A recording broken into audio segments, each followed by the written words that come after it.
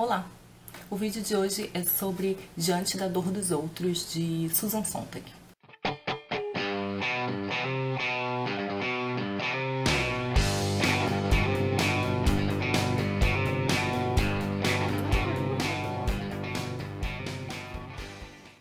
Bom, nos últimos meses eu tenho sentido muita vontade de ler duas escritoras que eu tô aí tentando encaixar nas minhas leituras, que são a Susan Sontag e a Virginia Woolf. Eu tenho mais leitura da Virginia Woolf, da Virginia já li mais texto ensaístico, além de literário. A Susan, eu tenho um livro aqui que eu comecei a ler, mas que ficou meio lenta a leitura, porque eu achei ele bem difícil, que é A Vontade Radical. É um livro que eu pretendo retomar, mas é um livro que eu acabei parando, porque eu não estava achando muito fluido, estava achando difícil. E eu também li os diários, na verdade um diário, o primeiro, que eu li no Kindle, o segundo eu já tenho, eu acho que eu pedi no Amigo Oculto, alguma coisa assim. E tô louca pra ler, porque os diários da Susan são bem instigantes, né, levando o primeiro em consideração. E eu li aquela entrevista pra Rolling Stones, então assim, a Susan é uma figura assim, que me parece um pouco instigante, um pouco não bastante, né? Então eu tô tentando ler. E aí eu peguei esse primeiro livro, tentei encaixar aqui nas minhas leituras, O Diante da Dor dos Outros, que é um livro bem curto dela. Deve ter umas 130, 150 páginas, não sei, eu li no Kindle, né? Esse livro ele tá disponível em e-book. E é um livro onde ela vai falar de fotografia, que é um tema sobre o qual ela já tinha falado. Ela tem um livro que eu acho que é sobre fotografia, alguma coisa assim, o título. Mas então ela vai retomar o tema aqui, mas com um foco mais específico, que é o da fotografia do sofrimento, né, da fotografia da dor. Ela vai falar então principalmente sobre a fotografia de guerra, né, as fotos de guerra. A Susan começa esse ensaio, né, um longo ensaio, a partir do comentário sobre um texto da Virginia Woolf, que se chama Três Guinéus. A Virginia estaria respondendo a uma pergunta de um jornalista. O jornalista teria perguntado o que nós poderíamos fazer para acabar com a guerra. E a Virginia começa a resposta falando desse nós, né? Quem é nós? Porque para a Virginia existe uma diferença em relação a do modo como se reage à guerra entre homens e mulheres. Então a Virginia, na verdade, acredita que mulheres têm uma ideia, uma concepção, uma relação diferente. Eu não achei esse texto, eu tenho alguns livros da Virginia aqui, mas eu não tenho esse texto, mas fiquei muito curiosa para ler como se desenrola, né, esse ensaio da Virginia, essa resposta dela. Mas então ela vai fazer essa diferença aí da percepção, né? Até porque ela fala de fotos de guerra, fotos de corpos destroçados, enfim, uma coisa que na época da Virginia não era tão divulgada, banalizada como é na nossa época. Esse comentário da Virginia me lembrou também o livro da Svetlana Alexievich, né, o A Guerra Não Tem Rosto de Mulher, que também vai falar um pouco dessa diferença de percepção, né, de como o impulso de guerra muitas vezes é mais masculino que feminino, enfim, se manifesta de modos diferentes.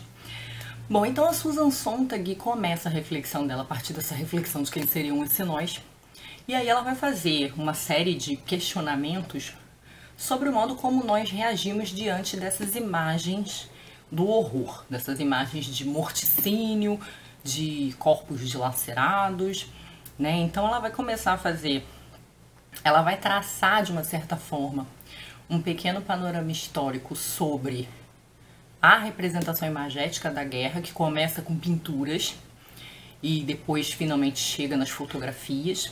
Ela vai falar de como as pinturas podem ser muito chocantes, né? Como por exemplo as do Goya, e vai mostrando como isso foi evoluindo e de uma certa forma mostrando que nem sempre eram espontâneas essas fotos. Muitas das fotos de guerra, por uma questão de limitação, por uma questão de censura governamental, elas eram posadas, né?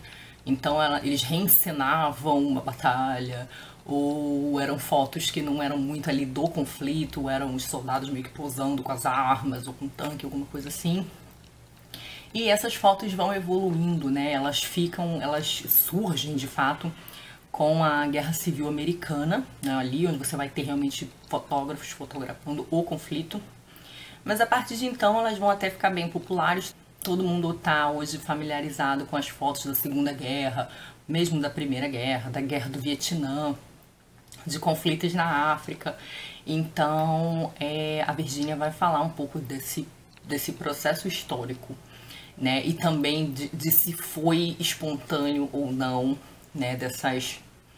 Dessas coisas mais ou menos encenadas. Ela vai citar bastante o Robert Capa, que é um fotógrafo bastante famoso, tem fotos muito icônicas. E aí, então, ela vai entrar no dilema ético do fotógrafo, né, também. Porque em que medida está certo o fotógrafo estar presenciando a morte de alguém, né, a execução de alguém. E tem algumas fotos famosas de execução, de fuzilamento, né, tem uma foto famosa de um soldado atirando na cabeça de um prisioneiro, né, que tá com os braços para trás e tal, e ela vai falar como, por exemplo, essa é uma foto encenada, não no sentido de que o prisioneiro não morreu, mas de que ela não foi espontânea, né, o soldado, sabendo que tinha os fotojornalistas lá, foi buscar um prisioneiro na prisão para executá-lo na frente dos fotógrafos, inclusive planejando oposição e tudo mais. E ela vai então falar dessa questão ética e também da nossa questão ética, né? De que por que a gente vê essas fotos? Elas têm algum efeito, na verdade, e a gente consegue alguma mobilização, alguma mudança a partir da contemplação dessas fotos. E é uma coisa que a Susan não está, de uma certa forma, tentando censurar, num sentido de moralismo, né? A Susan, inclusive, era uma ativista dos direitos humanos, né? Ela tá, na verdade, se perguntando, né? Porque, assim, a importância histórica dessas fotos é inquestionável, mesmo, especialmente para quem quer advogar contra o horror, o absurdo da guerra, né? As fotos, de uma certa forma, servem como apoio, né? Apoio para o argumento. Só que as fotos, elas também servem, a foto em si não promove a reflexão, a foto sozinha, né? E isso é uma coisa que ela deixa claro aqui. Porque depende da legenda, depende de quem está mostrando a foto. Onde essa foto está sendo mostrada? Para quem? Então ela diz que, por exemplo, seria muito fácil palestinos usarem uma foto de conflitos com judeus, né, de judeus matando crianças palestinas, para dizer, olha, a gente tem que destruir esse pessoal aqui, né? A gente tem que entrar em conflito com eles, reforçar o conflito com eles. Então não necessariamente uma foto de morticínio, de devastação, de destruição humana, advoga sempre pelo fim da violência. Não, pelo contrário, ela pode ser usada por fim contrário. Mas uma questão muito interessante é a objetificação que a foto causa. Essa é uma das reflexões mais interessantes do livro, né? A foto torna aquela coisa, aquele sofrimento ali num objeto. E como a gente consome esse objeto? De certa forma, a gente consome, né? Então, assim, ele pode ser no jornal como notícia, mas ele pode ir para o museu também. E aí, nesse sentido, ela vai entrar num determinado momento na questão da fotografia como arte. Não no trabalho do fotojornalista, mas do fotógrafo artista, como Sebastião Salgado, que é uma pessoa que ela vai citar aqui. E aí ela vai dizer até que ponto é eticamente certo ou errado um fotógrafo transformar em arte a pobreza, como por exemplo o Sebastião Salgado fez, né? Então estetizar, né? E porque o dilema do fotógrafo ele é muito grande, porque o fotógrafo tá lá, ele tá presente, é uma necessidade do meio, né? E as pinturas do Goya podem ser apavorantes e tudo mais, mas quem fala do sofrimento em pintura ou na literatura não necessariamente está presenciando o ato violento, né, ou a miséria. E isso me faz lembrar uma carta que o Graciliano Ramos escreveu para o Portinari a respeito de uma pintura do Portinari sobre retirantes, que ele estava elogiando, mas que ele entra numa reflexão sobre como ele e o Portinari queriam denunciar a pobreza, as mazelas, o sofrimento. Eles queriam que esse sofrimento acabasse, mas como de certa forma a arte deles depende desse sofrimento, né? A matéria da arte deles é esse sofrimento, né? O Graciliano, que foi autor de Vidas Secas e São Bernardo, né? Livros que tratam do sofrimento num âmbito assim mais social, mas que de uma certa forma se aproveitam, né? Não, acho que não desse modo oportunista, mas é a matéria da arte deles. Então é um dilema ético que ele se reforça do fotógrafo, porque o fotógrafo tá lá, ele tá diante da coisa, né? E a Susan, então, vai também refletir sobre os efeitos dessas fotos no público, né? Então a gente sempre se comove com essas fotos, a gente crê que repulsa em relação a elas, então cada vez mais a gente não quer ver, a gente desliga a televisão, a gente evita, a gente fica anestesiado em relação às fotos, já são tantas, né, fotos de violência que a gente já não consegue mais sofrer. Essa é uma reflexão que ela faz. E ela também se pergunta, serve de alguma coisa que a gente veja essas fotos? A gente é capaz de promover alguma mudança a partir disso? Então, assim, são muitas perguntas, né? É um livro pra gente refletir mais do que uma tentativa de responder esses dilemas. Eu quero ler umas passagens que eu achei bem interessantes. Eu não vou falar muito mais do livro, porque não tem... ele é muito curtinho. Mas eu achei que é uma boa porta de entrada para a obra da Susan, né? Para a obra mesmo, né? Eu que li mais diário. Para mim foi bom, né? Comparado, por exemplo, com A Vontade Radical, foi um livro que eu consegui ler mais rápido, né? Foi mais fácil.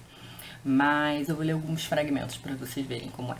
Tem uma reflexão muito interessante que ela faz sobre como é mais fácil ver imagens de sofrimento de povos que são considerados exóticos, né, para quem tá vendo, do que daquilo que é mais familiar, né? Eu achei bem interessante essa reflexão. Ela diz assim: em geral, os corpos com ferimentos graves que aparecem em fotos publicadas são da Ásia ou da África. Essa praxe jornalística é herdeira do costume secular de exibir seres humanos exóticos, ou seja, colonizados.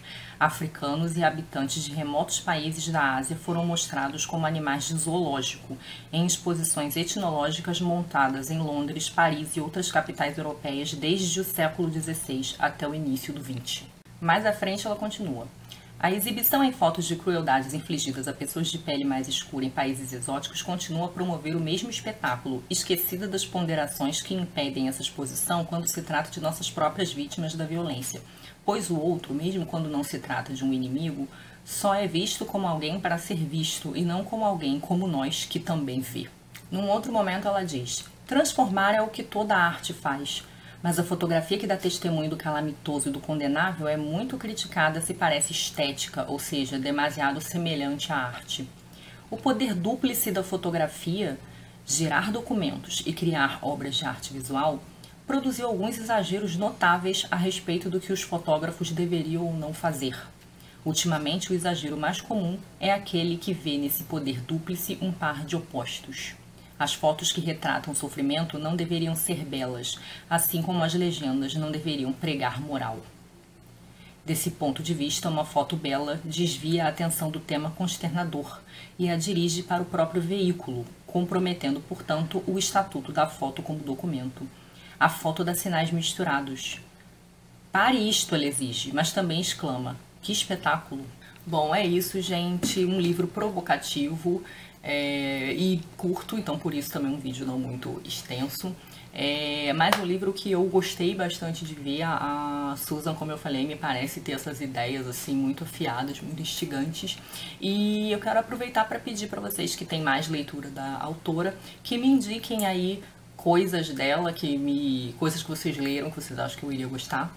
Tá bom? E me digam se vocês já leram Diante dos Outros, o que vocês acharam. Beijos e até a próxima.